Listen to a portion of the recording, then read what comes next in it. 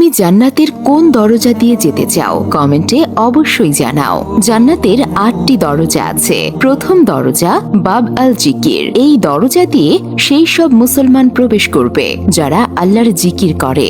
দ্বিতীয় দরজা বাব আল ইমান। এই দরজা দিয়ে সেই সব মুসলমান প্রবেশ করবে যাদের আল্লাহর উপর প্রকৃত ইমান আছে। তৃতীয় দরজা বাব আল কাজিমিন। এই দরজা দিয়ে সেই সব মুসলমান প্রবেশ করবে যারা রাগকে নিয়ন্ত্রণ করতে পারে এবং অন্যদের ক্ষমা করে। চতুর্থ দরজা আল হজ। এই দরজা দিয়ে সেই সব মুসলমান প্রবেশ করবে যারা আল্লাহর সন্তুষ্টির জন্য হজ করেছে। পঞ্চম দরজা আল রায়ান। এই দরজা দিয়ে সেই সব মুসলমান প্রবেশ করবে যারা আল্লাহর জন্য রোজা রাখে।